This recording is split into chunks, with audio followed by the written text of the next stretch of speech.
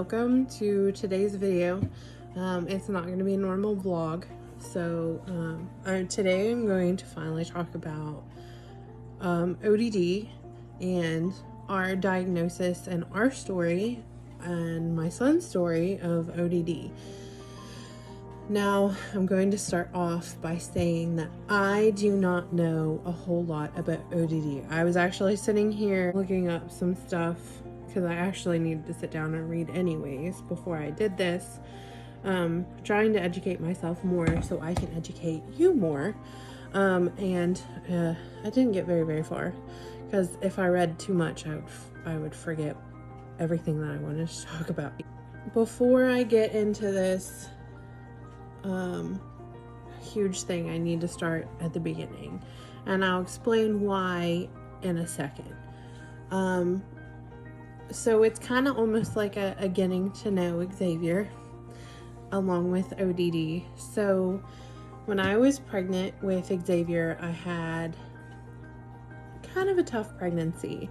At 13 weeks, I believe it was, I bled with him, and we weren't real sure why. We're still not sure why. I was in the ER for a while. I was even transported to another hospital and still couldn't figure out why, and they just let me go, and they did assure me that baby was fine, and obviously he's fine now. But then we also believe that I had cardiomyopathy, and we didn't know at the time while I was pregnant, but I was diagnosed while I was pregnant with Caden, and it kind of clicked finally that I'm pretty sure that I had all the same symptoms and all the same thing going on while I was pregnant with Xavier, but I had high blood pressure, which obviously goes with cardiomyopathy, and I just happened to be on the same thing that recovered my heart while I was pregnant with Caden. And I think that's the only thing that really saved me when it came to being pregnant with Xavier and possibly having cardiomyopathy that I didn't know about. So there's that. And then when we come to his birth, I was in labor for 30 some hours. And that includes when they stopped my labor for a couple hours to deliver a friend of mine who was delivering her baby beside me. But by the end of the labor, I pushed for about an hour.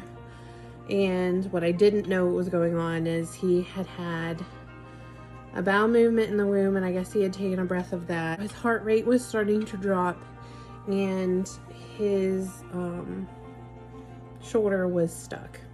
So, and they call that a shoulder dystocia.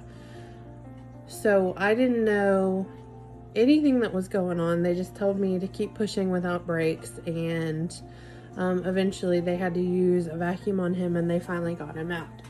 So then his first 6 months, he was a very cranky baby. All he did was scream.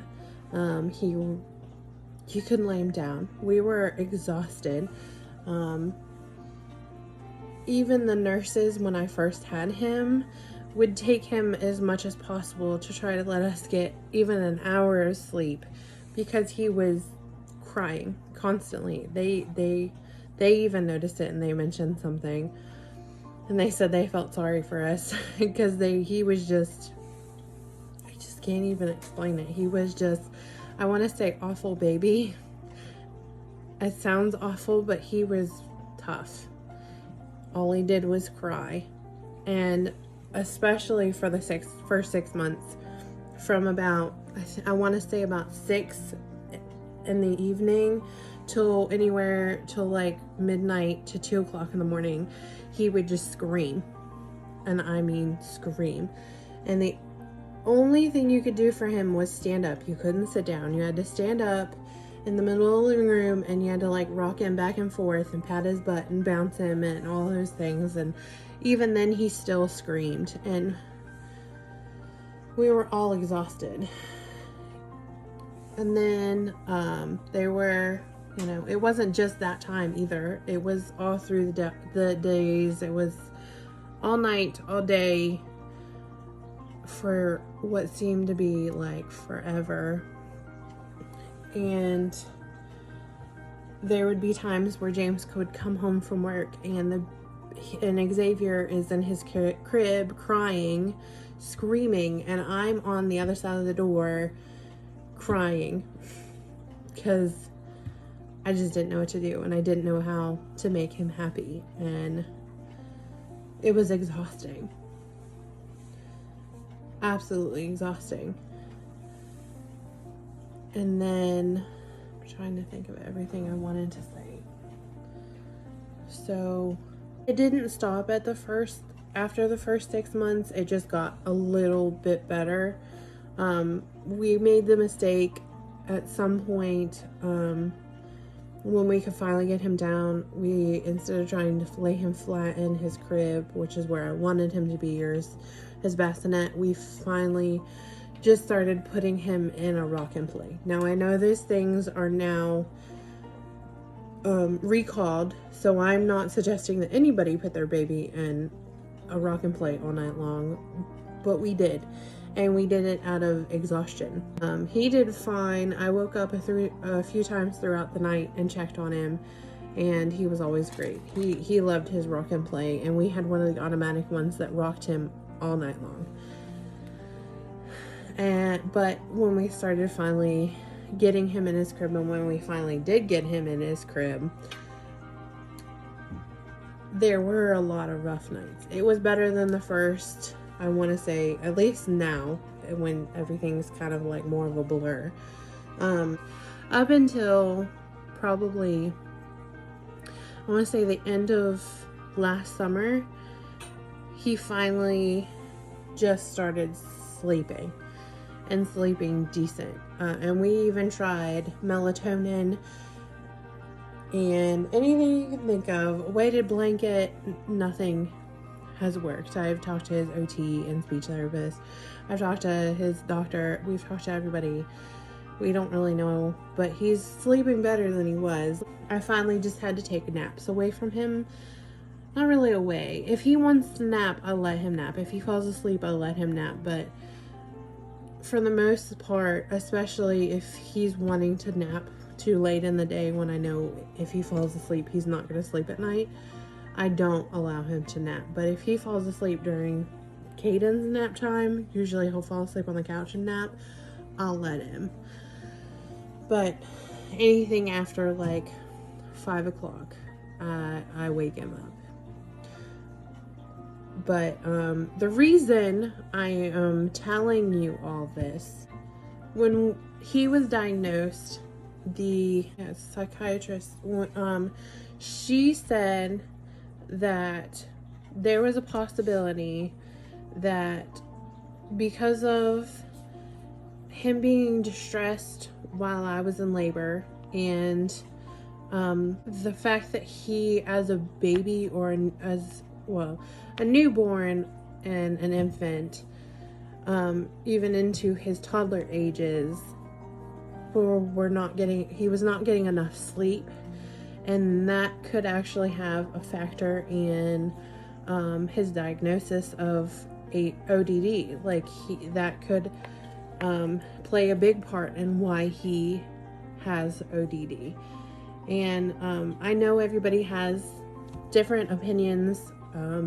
This is just what she believes, and to me it kind of makes sense. So I wanted to get into when we really started noticing something was going on. I think the first signs were his when we started noticing his speech and his the sounds he was making, and like, he didn't call James and I mama and dada.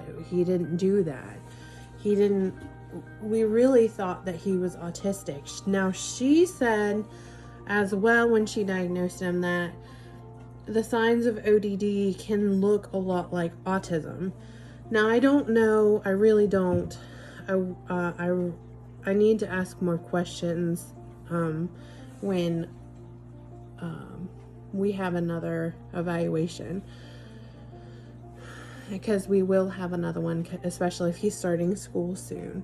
And like I had mentioned, he is possibly starting school at 3 instead of 4 or 5.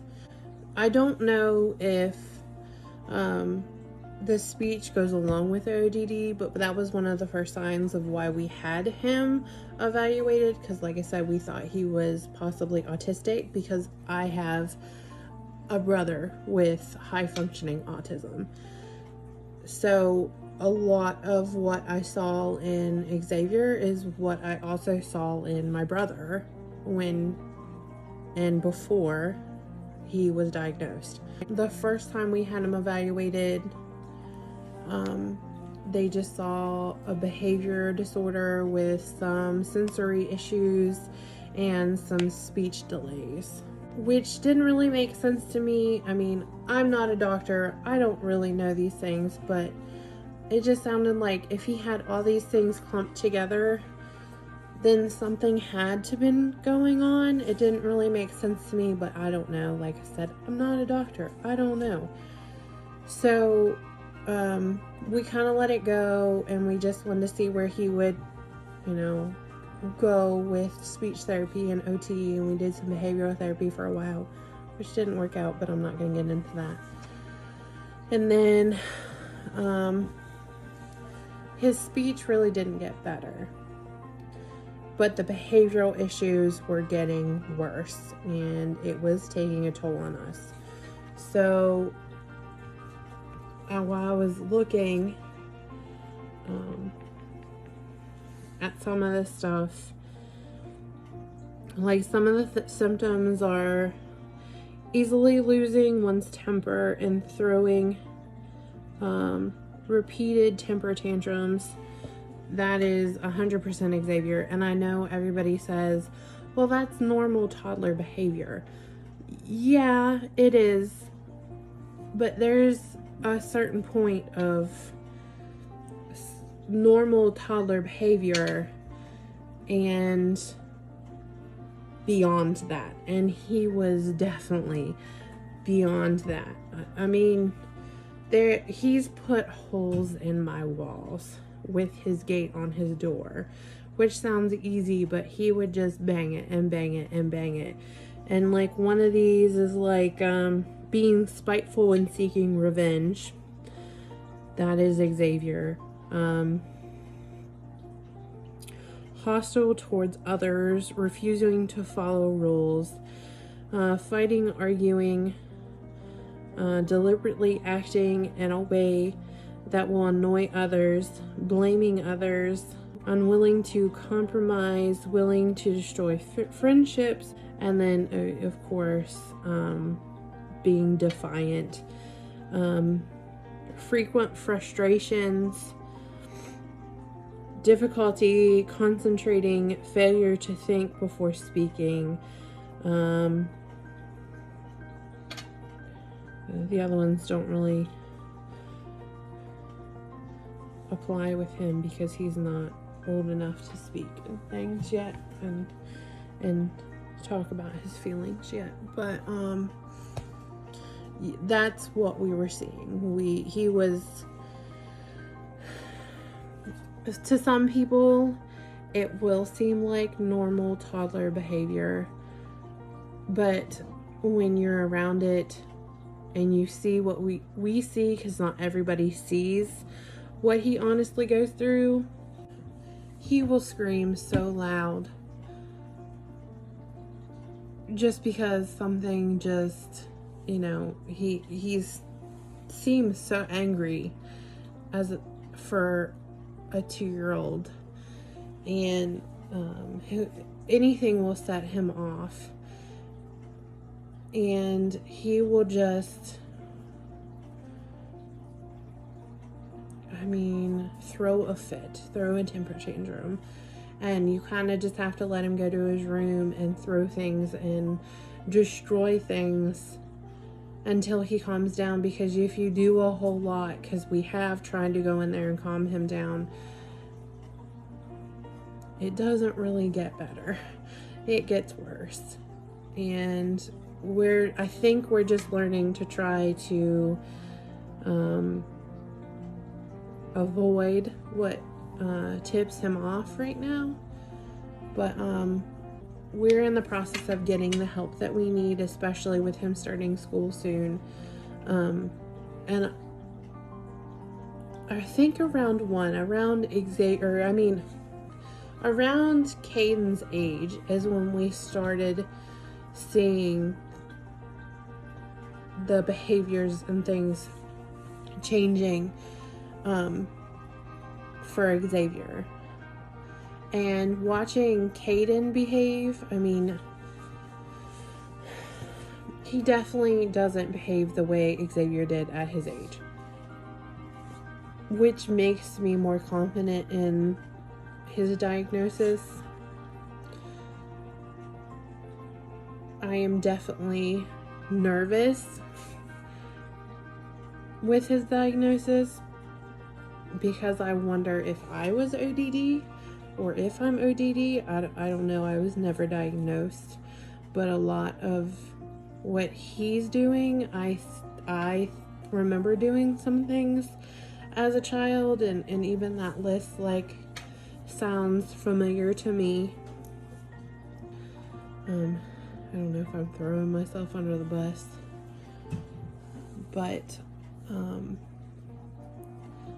something I've noticed though, when I look into ODD, a lot of people I've noticed want to throw these ODD kids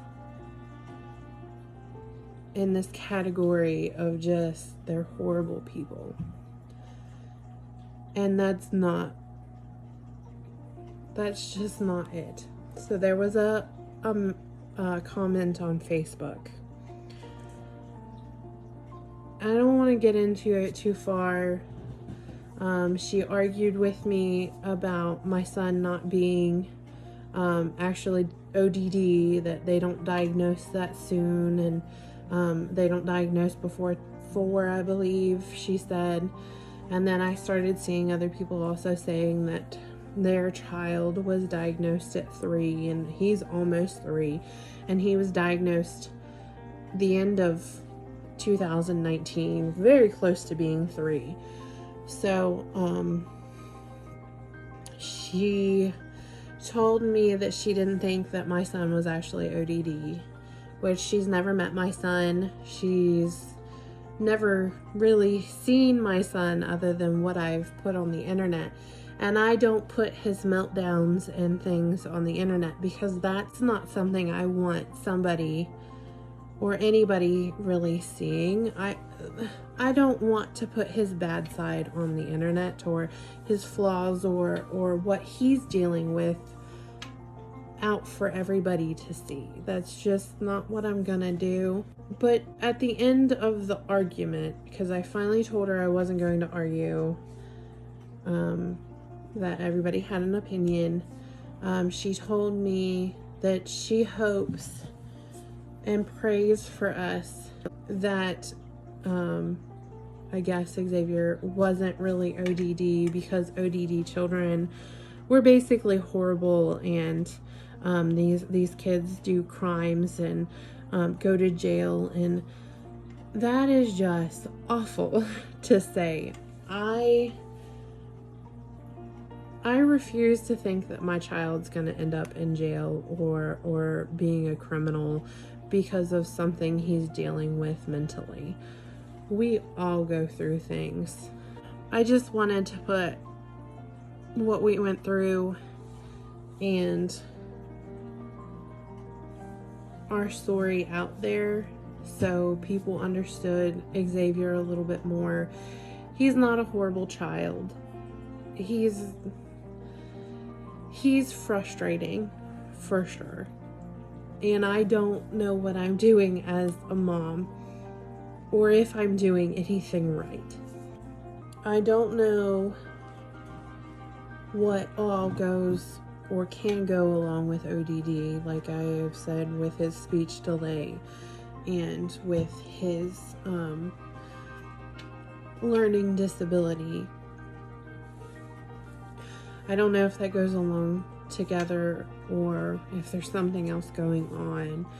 I had a learning disability, and I hate that he got that from me, because I struggled.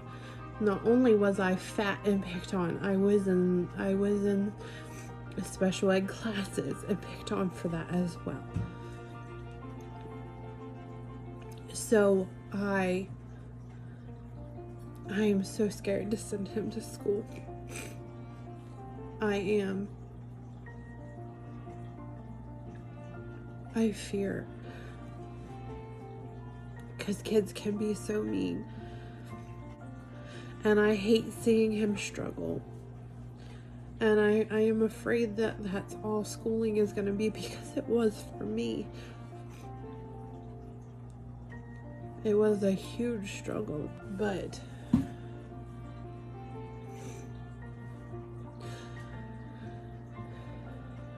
it's hard to have a child that you just adore, and you have to watch them struggle to do things. It's not the end of the world. We're gonna get him through anything and everything we need to. The elementary school that he's going to be going to is, I think they told me, the second best in the state. And because of that, we want to stay in the area that we are for now. We talked about moving, but we're not going to, because we want him to have the best education that he can.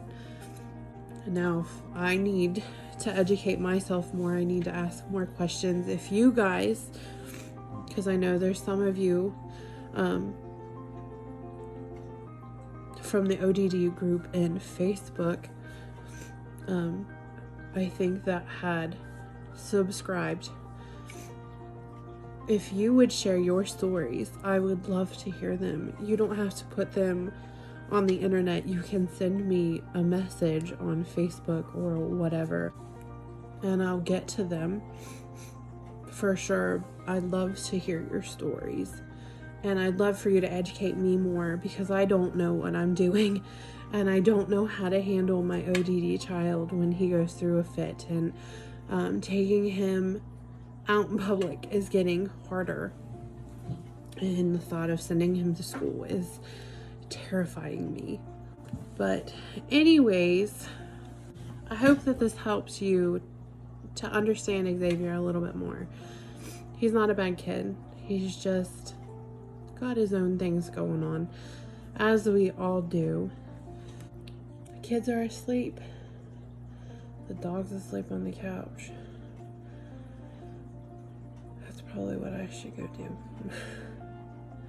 So, with that being said, thank you so much for watching this video. Thank you for being supportive. Thank you for understanding. And thank you so much for being a part of our family. So, like, comment, and of course subscribe. And we'll see you in the next video. Bye, guys. Hey guys, it's a different day. James is editing the vlog for this right now, and I wanted to kind of update, because I did that last week, and this week, today is actually Saturday, yesterday, Friday, we finally had the meeting for him at school with Birth to 3 and the school, and it was determined that Xavier was eligible to go to school between ODD and his speech delay and some other behavioral issues, and they just determined that it was in his best interest to be enrolled in school. Now, this doesn't mean that just because he is eligible to go to school at 3, it doesn't mean that I have to send him. It is actually my choice. It's not required for him to go just because he is eligible. But, you know, it's the parents' decision. James and I decided that it is in Xavier's best interest to start school. Now, we're not doing it, like throwing him in a classroom. They suggested that we start it slowly. With preschool, it's only Monday through Thursday.